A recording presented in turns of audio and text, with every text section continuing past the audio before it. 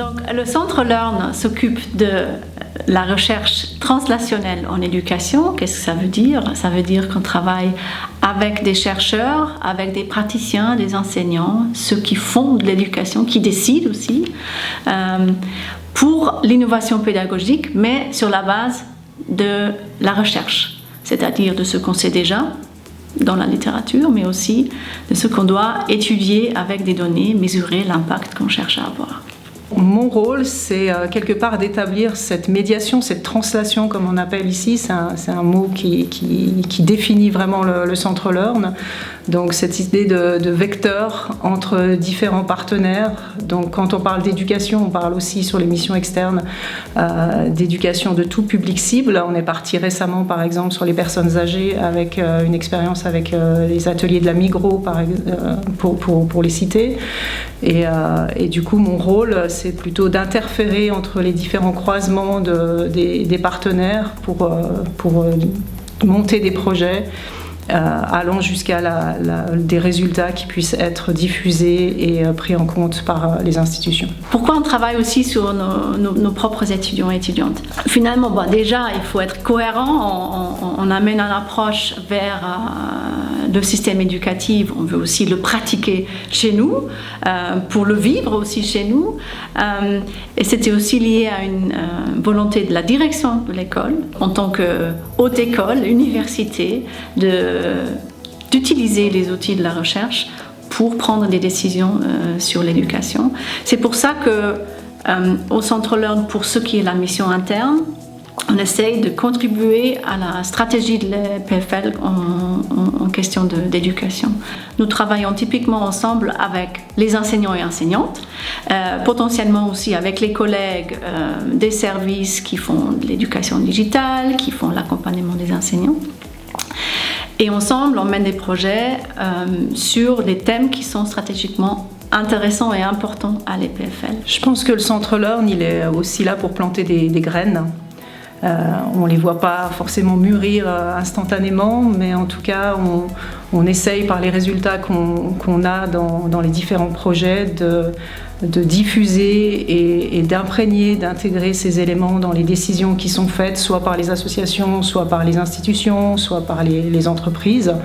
La chance du Centre Learn, c'est d'avoir une équipe que je dirais un peu hybride. Elle rassemble finalement des profils qu'on n'a pas l'habitude, je pense, de voir dans des projets de recherche. Typiquement dans le projet d'éducation numérique des dernières années, on avait des enseignants qui étaient encore sur le terrain et qui nous ramenaient de semaine en semaine les différents faits qu'ils pouvaient observer eux-mêmes.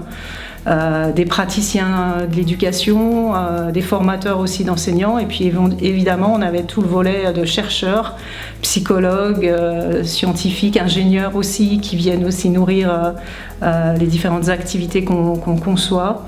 Et puis je pense que c'est ce mélange-là qui fait qu'on a une équipe qui est curieuse, qui fait preuve d'une grande curiosité des expériences et des savoirs de chacun, et puis ça donne un mélange qui est très dynamique.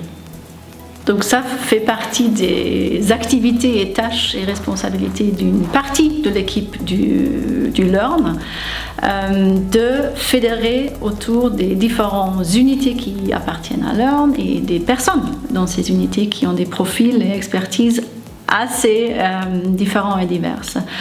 On fait ça sur plusieurs niveaux. Je dirais il y a un niveau qui est plus au niveau personnel et la communauté.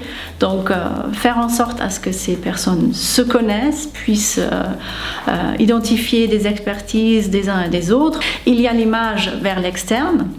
Donc pour un laboratoire ou encore pire pour une unité de service, communiquer avec le monde extérieur, c'est pas évident, on n'a souvent pas des ressources pour. Donc avoir une personne qui s'occupe de la communication pour tout le Centre Learn, c'est une valeur ajoutée, une proposition pour tous ses membres.